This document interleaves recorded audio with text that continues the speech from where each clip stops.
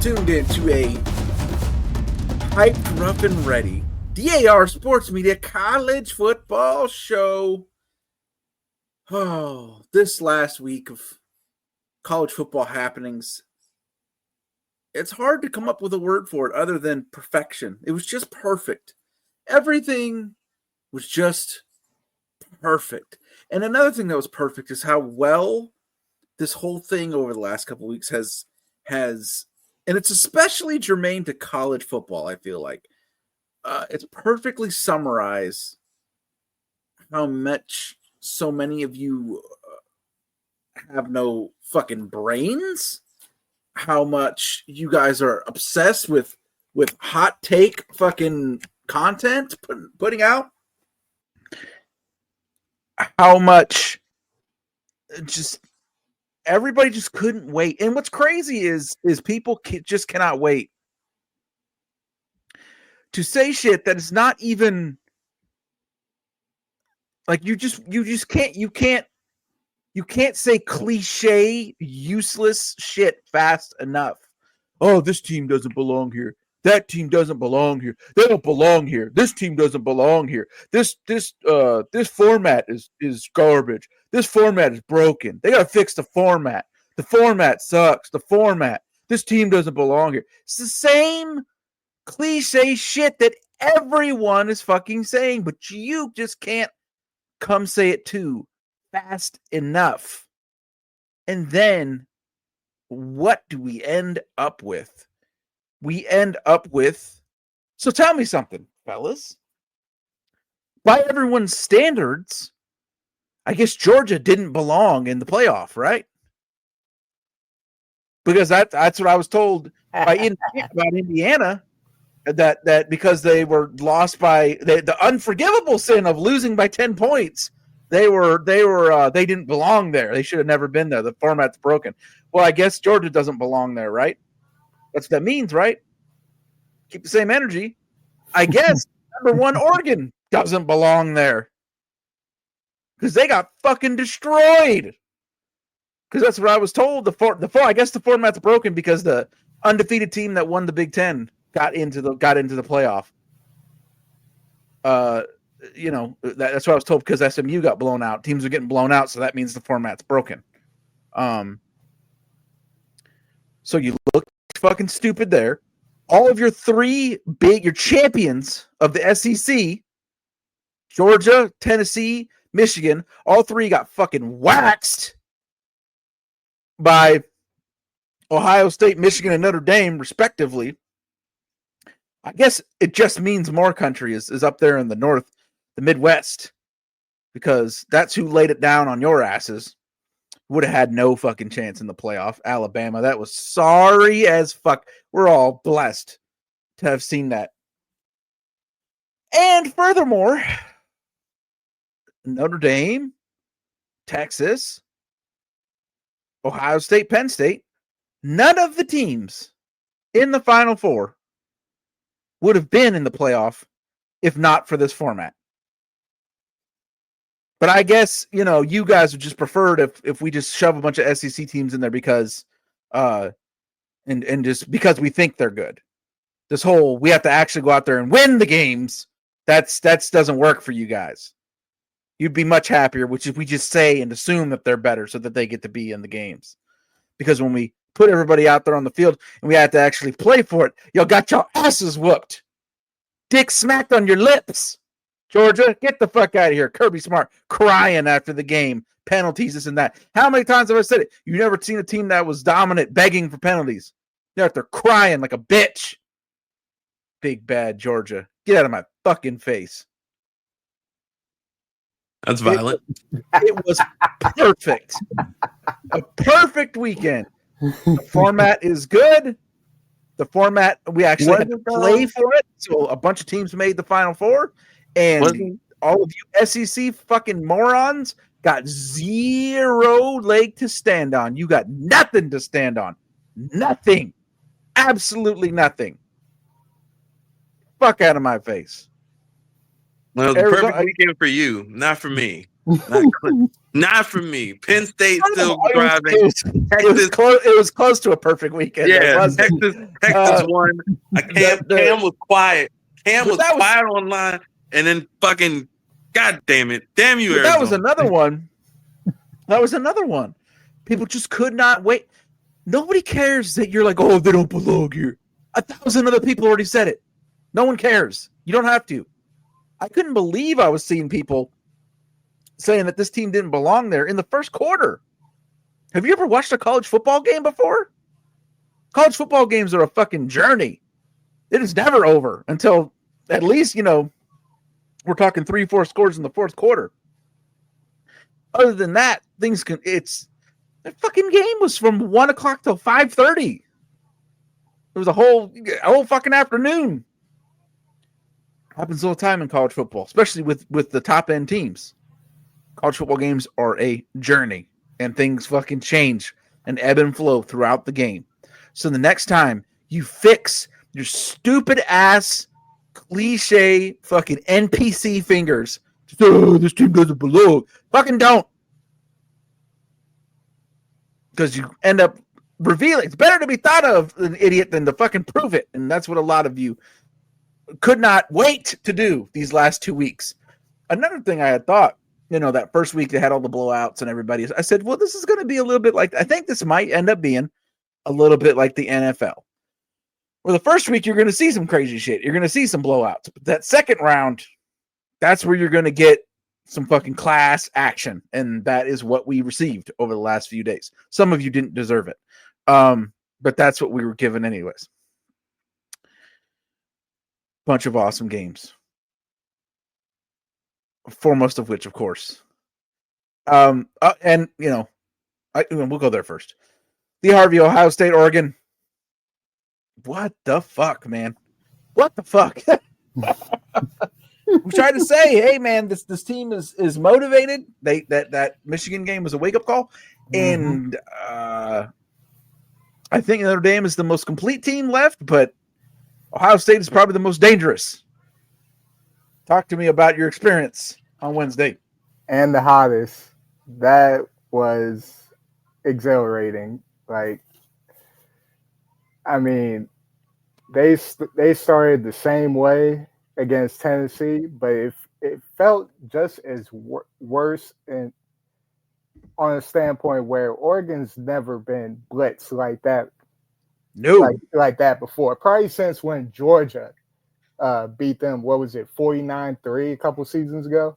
That was the last time. That was the last time they got beat like that. But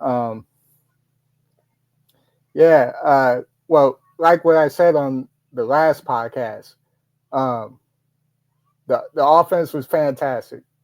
Jeremiah Smith, alien. But and the running backs play well, quarterback play well too. But Dylan Gabriel had no room to breathe. Because that pass rush, there was 3 different guys who had 2 sacks. Simon, Sawyer, Tui Molau. And you had to put pressure on Gabriel just to give yourself more than a chance. And that's exactly what they did. Axe, thoughts on that Rose Bowl, man? Very impressive performance by Ohio State. Once again, Jeremiah Smith. It's been said online and by the analysts. It's unfortunate he can't leave right now because that man's NFL ready at the moment. He's just special. Lee's going to have a treat just watching him for the next 2 years, just break all types of records and shit. That kid's special. Will Howard played a good game. And Ohio State looked like they were on a mission, man. Like, they look like the best team. They look like they're destined to win the championship. That's just what it looked like out of everybody. So, very impressive performance. I saw something online. I'm thinking it kind of makes sense. They said the teams with the bye weeks didn't really look that good. Yeah. I think everybody had a bye week. So maybe that doesn't benefit teams as much. You kind of out of rhythm a little bit. I don't know. I mean, Boise, I didn't maybe. I didn't see team, other than Arizona State, who played a fucking hell of a game. Right. Teams kind of just got their ass whooped. I mean, there was mistakes, but both sides made mistakes in all the games. It's something I've been noticing. Then there's a lot of fucking. I heard these playoffs, man. The lights are hot. There's a lot of fucking. Yeah, I don't want to take away from Ohio State at all. They came out and they dominated. I don't want to take away from them, but I think that is like a thing. Maybe like teams lose a little bit of their rhythm and edge, and like you can tell Oregon really hasn't faced a lot of adversity this year. And they got punched in the mouth. They ain't really know what to do.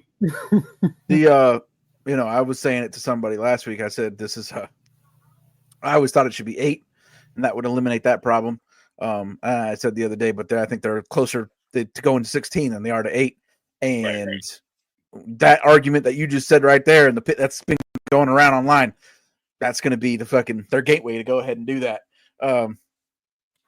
Until the Big Ten and SEC form their own league in a couple years. And shout out to the Big Ten though, man. Like, they've been putting in work this whole playoffs for real.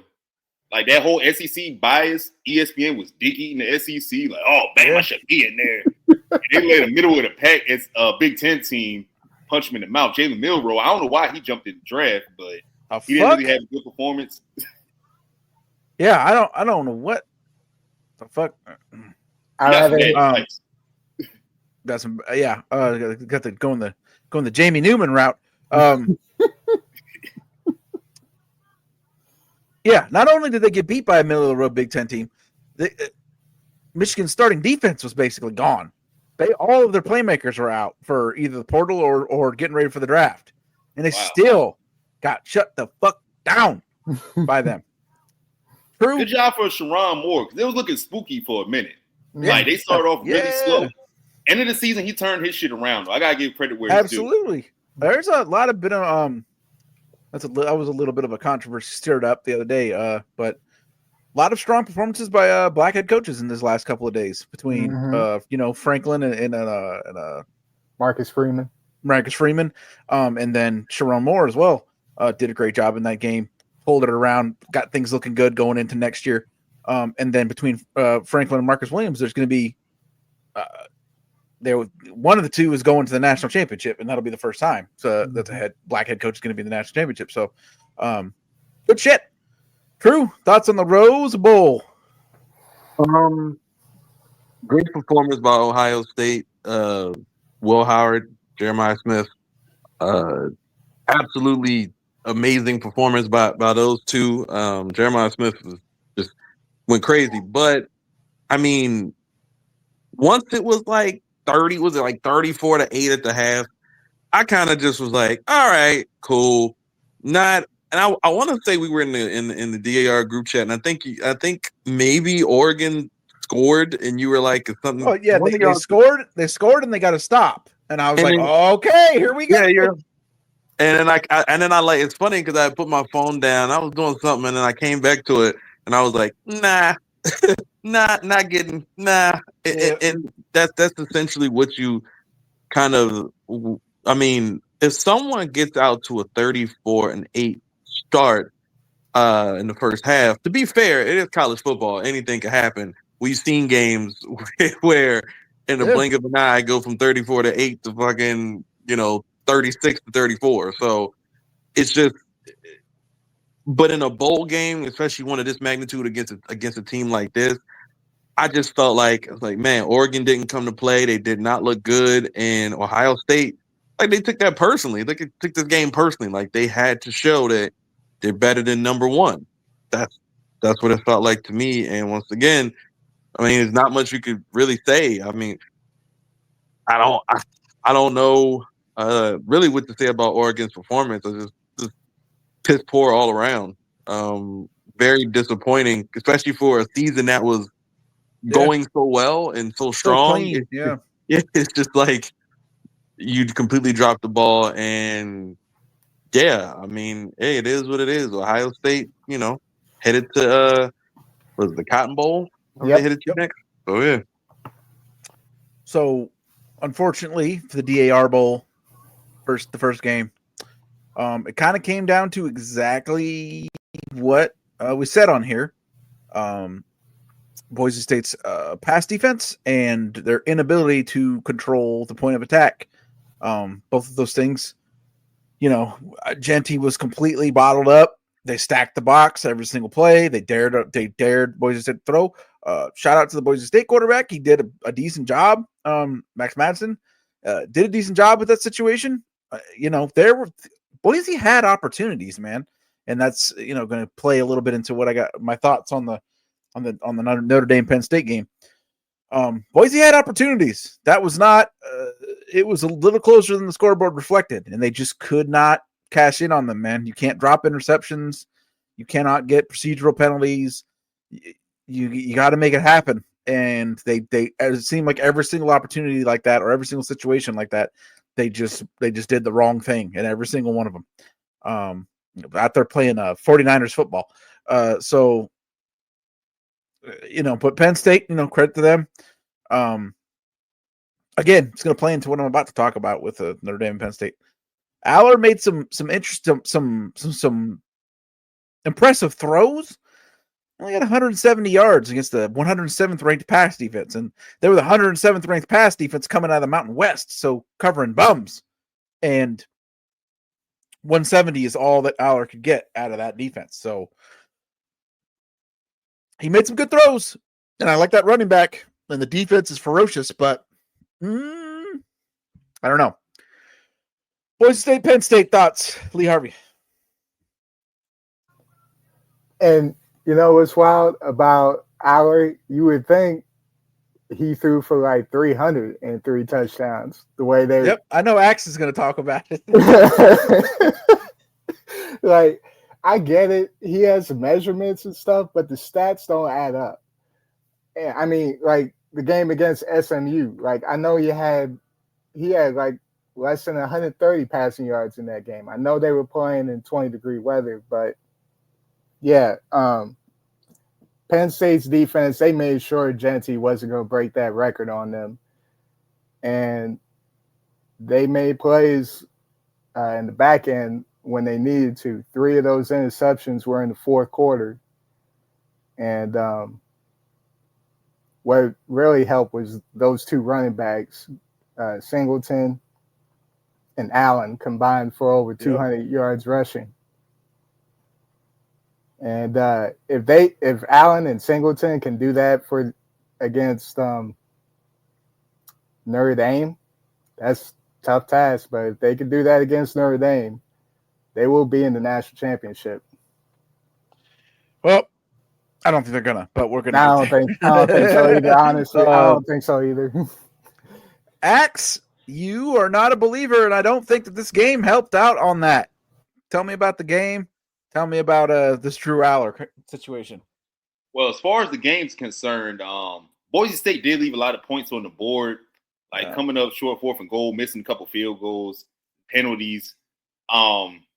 They competed, but just you can't when you're the smaller team, you can't. Yeah, when you play uphill, yep, that's exactly what I said. Somebody asked me, how the game went. I said, if you're fighting uphill, you got to kind of play the clean game. You got to play the perfect game to be able to pull it off. That's like step 1, and they didn't do it. Yeah, but running game was strong. Their defense is legitimate. Hopefully, I'm slipping on the name, number 11. Abdul He's going to be really impactful. He went out with an injury for a second, right? Yep. He was out the rest of the game. Yeah. But I think it was hopefully that injury isn't too serious because he's a dog.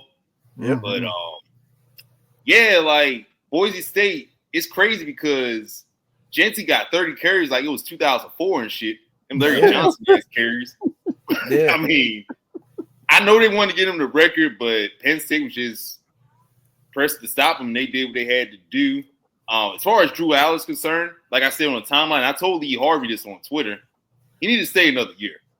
Like this whole jumping in the draft thing, nah, he needs another year. And I was told by a Penn State fan that he's only been playing quarterback for 6 years. So I was like, oh, okay, that makes sense. Yeah, he's still raw. Yeah. So he said he wants to come back. I hope he follows through with that. Getting to, if they do beat Notre Dame, gets a national championship game is a good look for him. But it'll be some Will Levis type shit if he was to jump in the draft now, try to jump to the NFL. So get your footwork a little bit better, become a little bit more accurate. He makes throws sometimes. Like the touchdown throw he had was tough. So he's not trash. Especially that second one. He's just wildly inconsistent right now. That's the only thing. And I think that and again we'll get into this in the Notre Dame Penn State preview, but kind of a soft path for Penn State. And they end up with both the fucking teams that are like, oh, they barely made it. Oh, the two Cinderellas. Oh, yeah, definitely light schedule. 100%. And the second Cinderella gave them a little bit of work too. So things got a little bit hairy there a couple times. So I don't know. We'll see what happens against Notre Dame. I won't be surprised if we're talking about, oh, you saw that soft schedule. Here we are. True. Thoughts on the DAR Bowl? Unfortunate result. The meat was on the table, but Boise State just couldn't quite reach out to grab it. I mean, you know how I feel about Penn State, so not much to say in regards to Penn State. Fuck Penn State and anybody who love them. But Boise State, I'm not surprised. Like I think we said it when we were talking about it before. Like I wasn't surprised, how the game went. I was just more so shocked at how well Penn State's run game was, because I think we all were kind of expecting them to, just be extremely pass heavy. And I guess they took what the defense gave them, and they had, two awesome games from their running backs. And that was just, to me, that was a difference maker, even though obviously Drew Allen threw for a couple touchdowns. Just to me, the run game was the difference maker. And, for Boise State, I guess it's a learning experience, can't, I guess, I don't want to say be a one-man show, so to speak, but I was pulling for Genty to get the record. He ended up really close, I believe, to getting that, not too far off.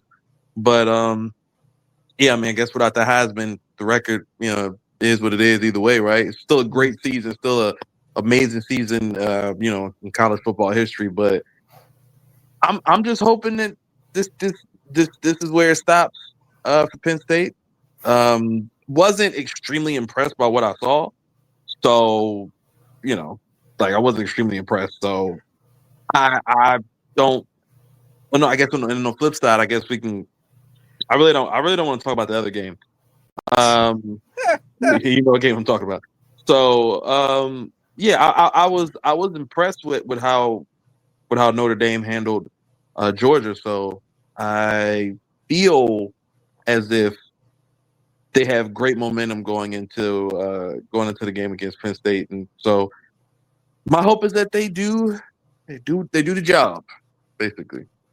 Notre Dame looked fantastic against Georgia. Looked like, they had everything covered. The line of scrimmage is a line of scrimmage game. They looked like a big boy team. The defense looks phenomenal. That Samoan number 44 linebacker they got running around there whacking the fuck out of people. Mm-hmm. Great pass rush, great secondary. The offense did its fucking job. Riley Leonard's a fucking warrior. I have concerns about, anytime you use the quarterback like that, might end up in a situation where your quarterback gets hurt and you got to get a second, that could derail this whole fucking thing. But like you dance with the girl you brought to the dance. So, hey, that is what it is. Pumped about that.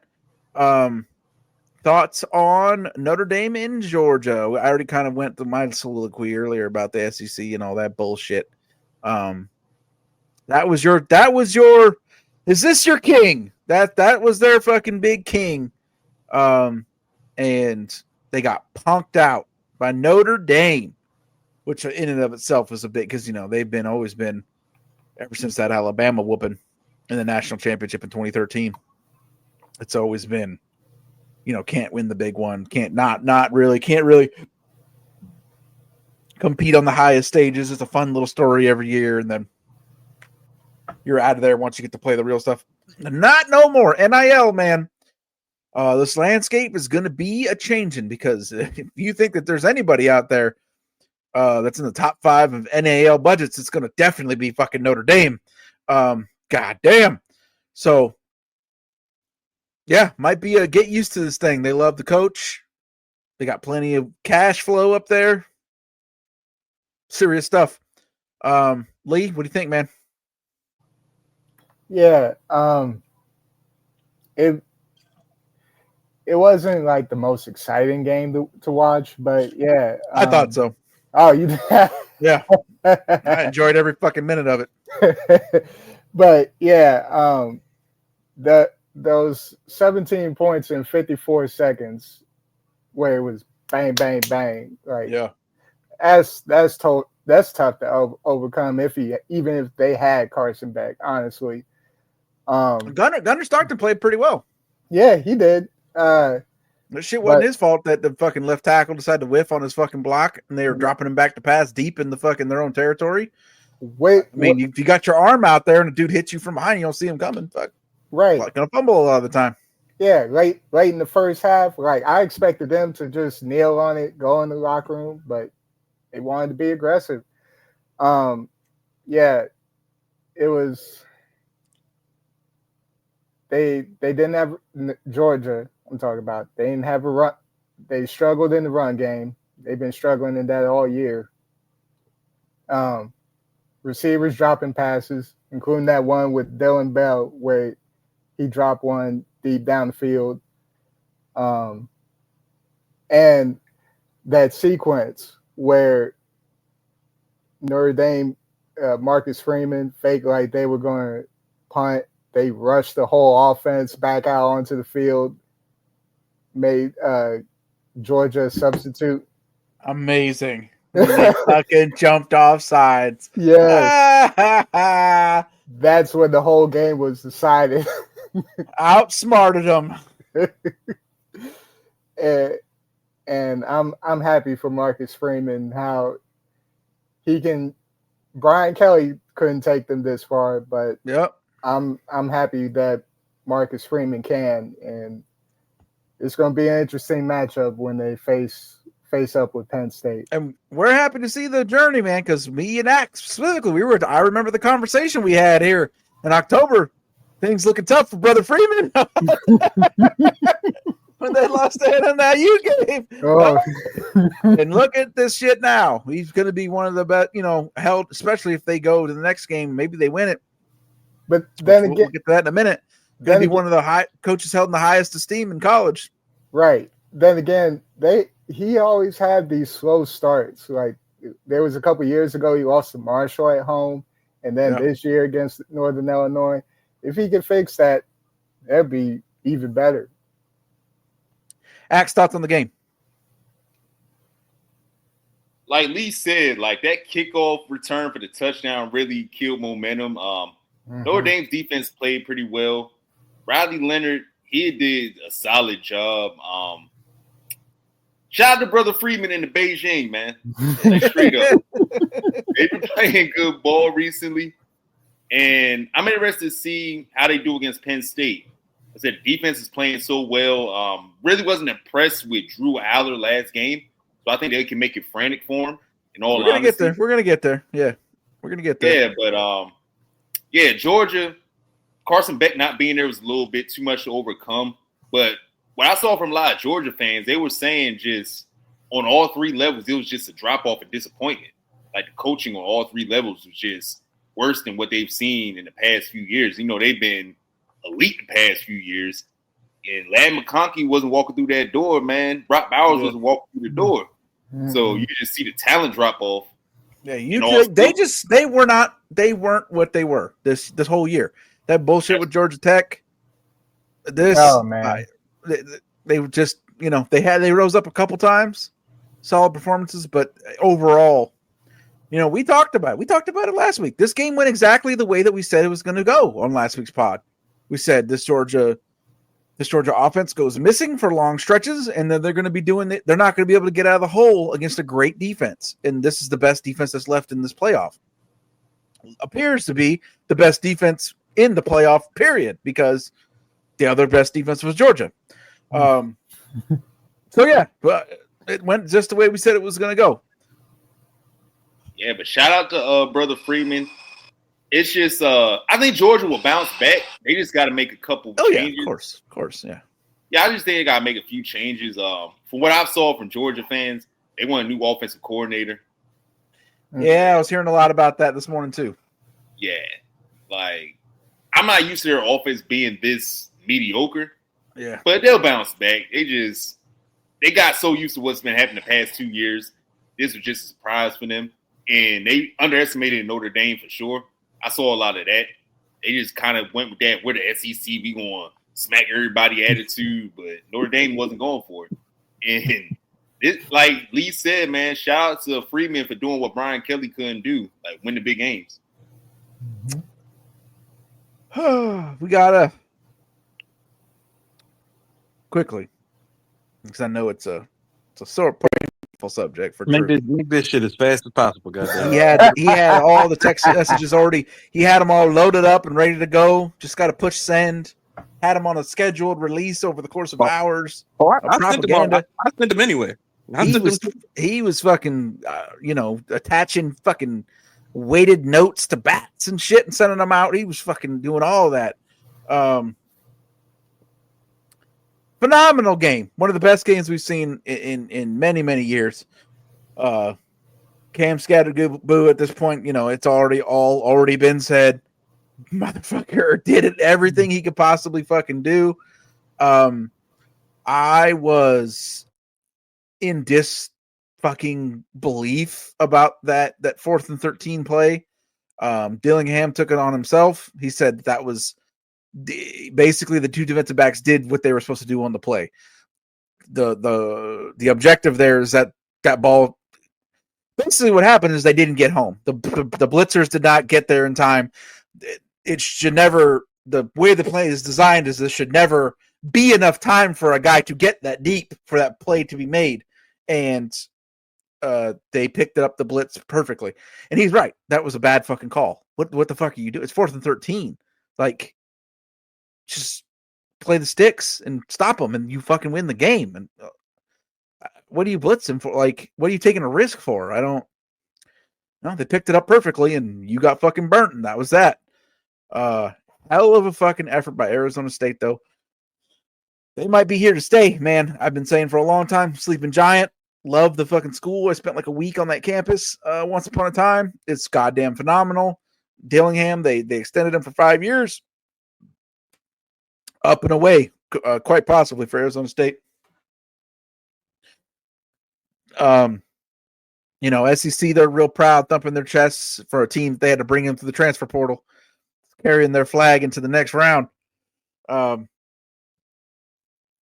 It's another game that kind of went the way we said. At Texas offense, I don't know, man. I do not know.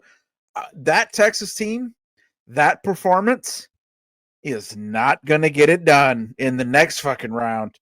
Boy. Do you guys got anything on this before we move into that? If you wanted to say something, I know True doesn't want to say anything. Axe or Lee. Shout out to Cam Scatterboo. He definitely improved his draft stock for sure. It was already should have been high, but I think he put a lot of people on notice. Sam Levitt made some big plays, even though the interception to end sucked. Like that 4th down run was impressive, and that should have been a targeting call too on Texas. So I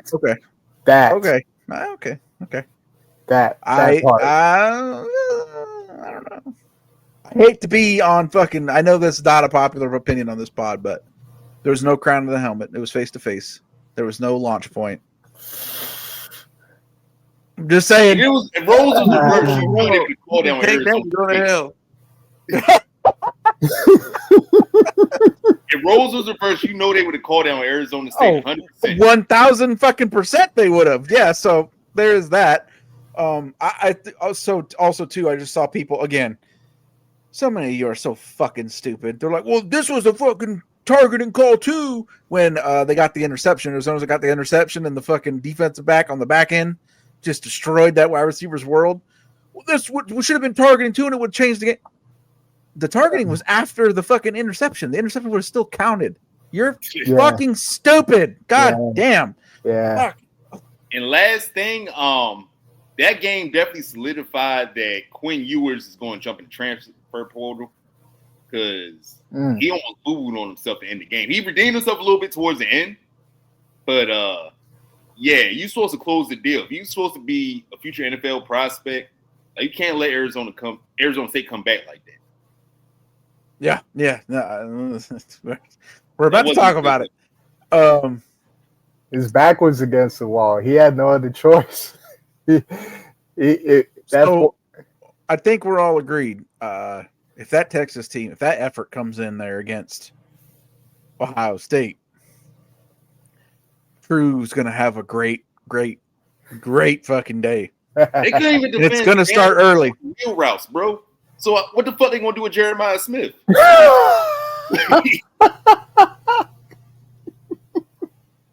Them boys about to get cooked. Yeah, okay, so that's one. Speaking of Ohio State, I think I will too. It's the hottest team against the team that's reeling. Now, I will say that, we've said it before, those games where you feel like you should have whooped ass and didn't can be the fucking wake-up call and can turn your trajectory around. So that might be the case. But we've seen Texas go up against a big boy team 2 other times in Georgia, and they got smashed in the mouth 2 other times. So, yeah, I'm gonna have to go with Ohio State, man. And it might get bad. True might get all of the revenge he could possibly ever want. It's like it's bittersweet because that means Lee is going to be happy, And last thing I want is Lee to ever be happy about anything that happens in sports. So I mean, there's that. But if I had to pick between Cam being happy and Lee being happy because of a football game, I'm gonna rock out with Lee just because this is my brother and this DAR thing. Don't get too happy. I see lift yawns. Keep yawns down. I ain't give a damn about all that. We do all that. Don't get too excited, goddammit. But honestly, Ohio State is just playing great ball, man. I can't hate on them. They just been playing great ball. I mean, to do Oregon the way they did Oregon, I need them to do the same thing. Worse. Do worse. Do your worst. Do your best and do your worst. I need that. Lee, I'm gonna go ahead and assume that you're taking Ohio State here for reasons already stated. Oh yeah, without a doubt. But yeah, that I do want to get to your point, Eric, about that 4th and 13 play. Yeah. Why they rank in the hundreds and putting pressure on the quarterback. Like, I get you want to blitz, but you didn't blitz on that interception that Javon Robinson had in the 4th quarter. It's just not a smart game scenario choice, man. It's 4th and long. You make the stop, you win the game. All you got to do is just not give up 13 yards. Drop fucking everybody into fucking pressure, into fucking coverage. I'd rush 3 and bring a delayed blitzer off the corner or something. Yeah. But other than that, you're dropping everybody, man. Play the sticks. Just get the stop. Yeah, it's bad call, man. Cost him the win. And the next play, the tight end Gunnar Helm beats him deep for a touchdown. And so it was just a bad. Well, it was over once they made that 4th and 13. I knew it. Once they got that 4th and 13, I'm like, well, they're gonna quit. Like, this is over, and that's exactly what happened. Ohio State taking it over Texas, right? Yeah. I'm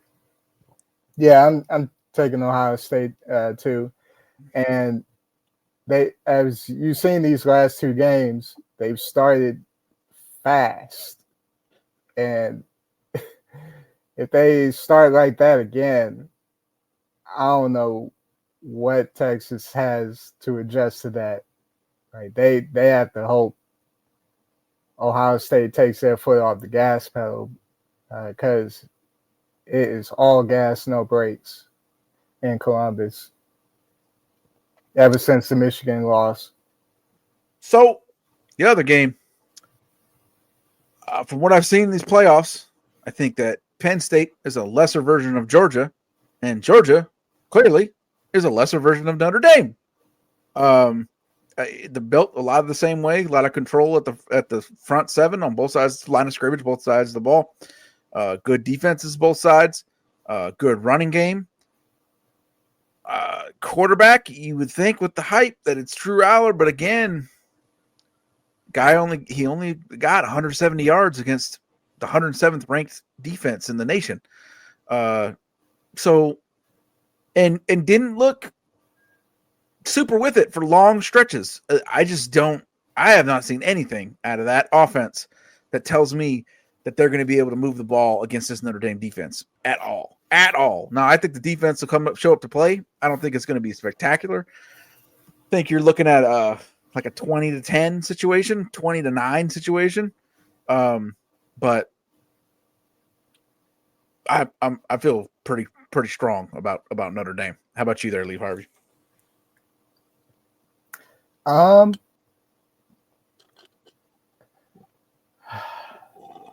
would say if Aller has one of those games like those 250, 275, 3-touchdown games, I got Penn State. What are the chances of that against the Notre Dame defense when he couldn't do it against the Boise State defense? Well, I mean, all it takes is a couple of deep shots downfield because as we can see, Aller has the arm to do it. He has the arm to get it there. And all it takes is at least one, maybe not both, Singleton and Allen, but at least one of those running backs to find the rhythm. And defensively, they're pretty good in the back end. And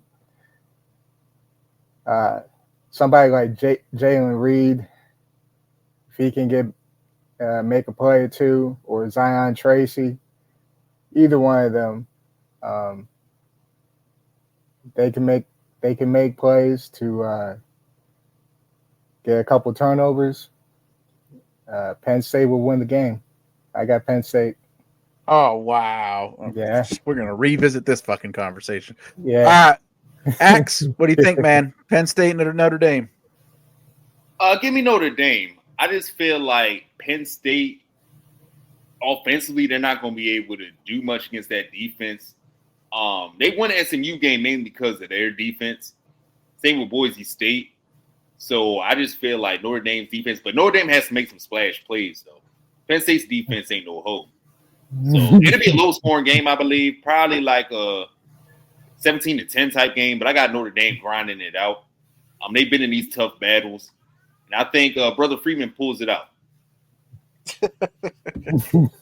True, Notre Dame, Penn State.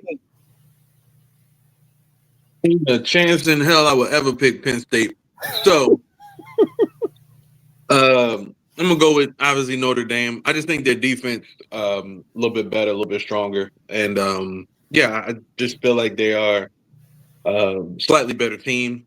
And I've been waiting Penn State to take their fall, and goddamn it, time has arrived. So here we are. Penn State and Texas both taking the L in the same weekend is what I need. It's what I need. This weekend coming up is going to be a great weekend for me. I can already feel it. I can already tell. The comeback trail is on. Yeah, I need that. Yes, sir. There is no comeback trail for DAR Sports Media because we've been here and things are getting pretty damn hot. Man, picked up a lot of subs. We're picking up a lot of views on the shorts. We thank you all very much for that. If you are a person who's checking us out from the shorts, please throw down a subscription. Keep on rolling as things are really picking up, and we're very grateful for that. Getting closer and closer to some real big things with that, so we appreciate you. NFL, college football. Me and crew will probably be on a weekend wrestling next weekend, as there's huge things going on in the world of wrestling coming up this week. The Netflix Raw debut, super pumped about that. Our end of year conversation, still relevant.